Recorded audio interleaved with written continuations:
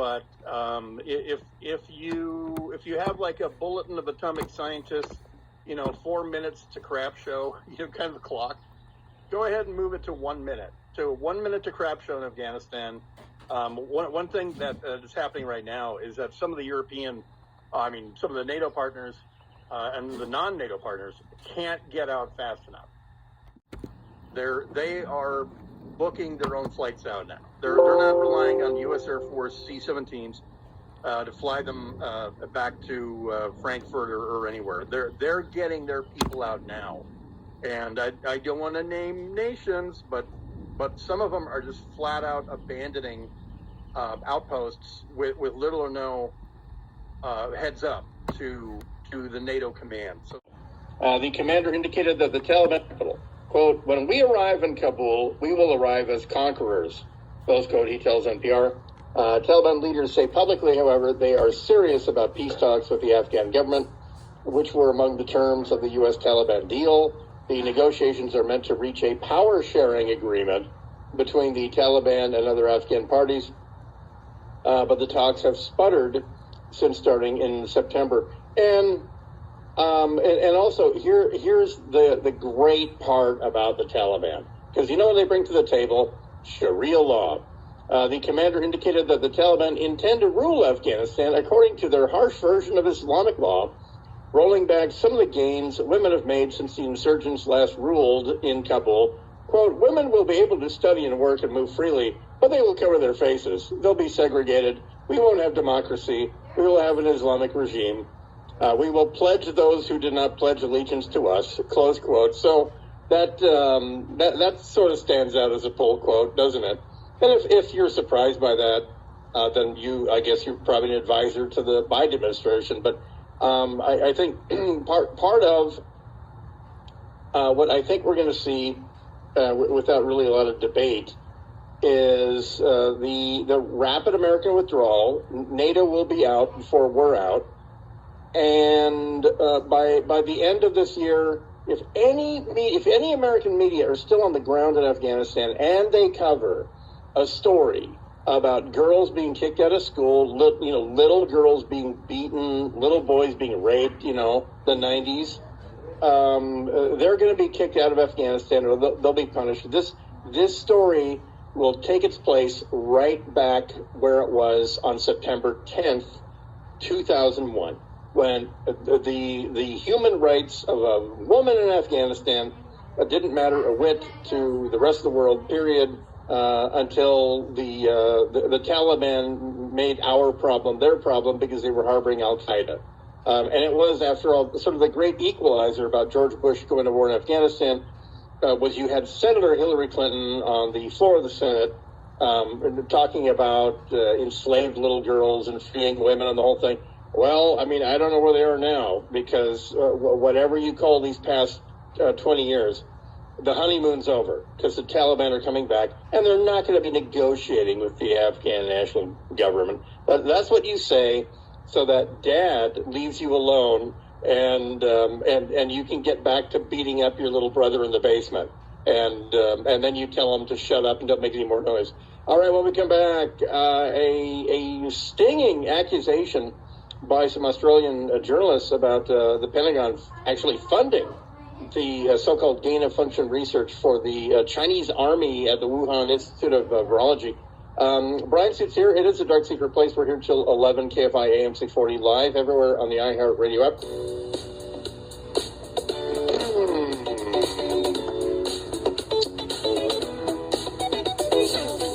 KFI AM 640, it's the Dark Secret Place. Yay!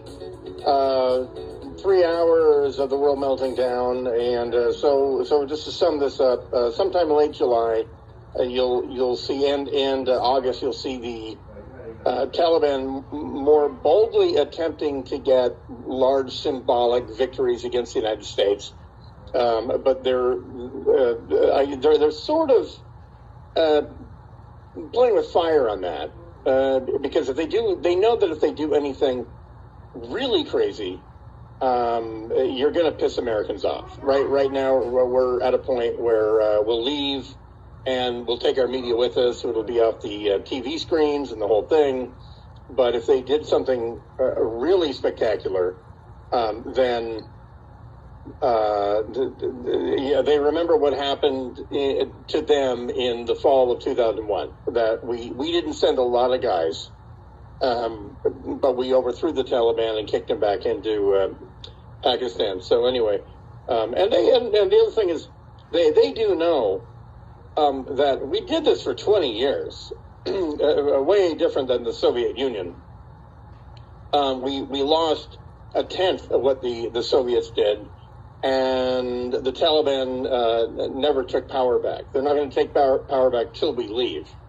Nevertheless, it's going to be a Vietnam-like iconic image. Whatever the iconic image is of us leaving Afghanistan, obviously it hasn't been shot yet, but I think it's a lot. There's two stories that are breaking from Western media. The conflict of interest from the guy, Dr. Peter Daszak, who runs the Eco Health Alliance. He's a gazillionaire, and they're the ones who fund. It's a charity that funds coronavirus research at the Wuhan lab, at the Wuhan Institute of Virology, which is staffed medically almost completely by Chinese Army doctors. Well, the Pentagon gave the Eco Health Alliance $39 million. You're hearing other stories about, well, the CDC funded $800,000 in research, $800,000 in research to Wuhan for gain of function and all that. Well, the real story here is that there's a division of the Pentagon, the Defense Threat Reduction Agency, DTRA, which I almost guarantee you've never heard of. And it's not DARPA, not the Defense Advanced Research Project Agency, but the Defense Threat Reduction Agency. And between them and the rest of the Pentagon, nearly $40 million to Eco Health Alliance that went to Wuhan, and that the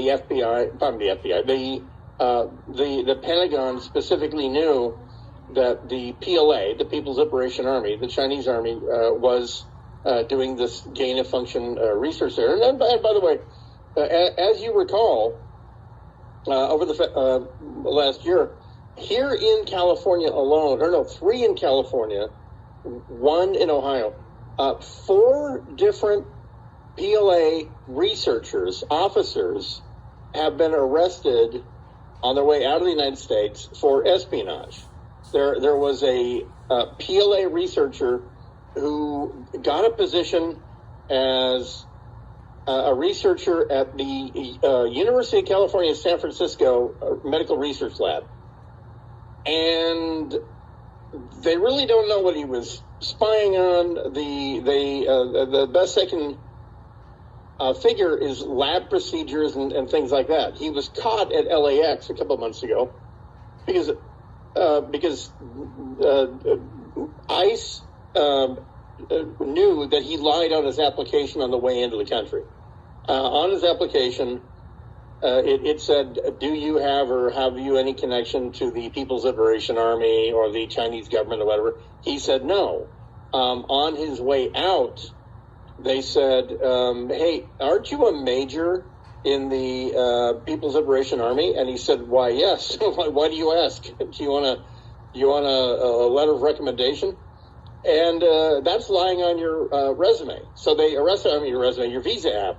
So they arrested him and got him for espionage. There was a female Chinese Air Force medical researcher at UC Davis. Same deal. She lied on her visa. And when she was found out, she went to the Chinese consulate in San Francisco, tried to hide out. And the Chinese consulate told her, this is not an embassy. They can literally come in here and get you. Let's make sure that doesn't happen. There's the door. And then some other arrests. This is something that even though if what they wanted was, simply training for safe, sterile, non-infectious techniques, I'm sure the rest of the world, especially now, would just line up and say, you know what, come to our school, we'll teach you how to do this. But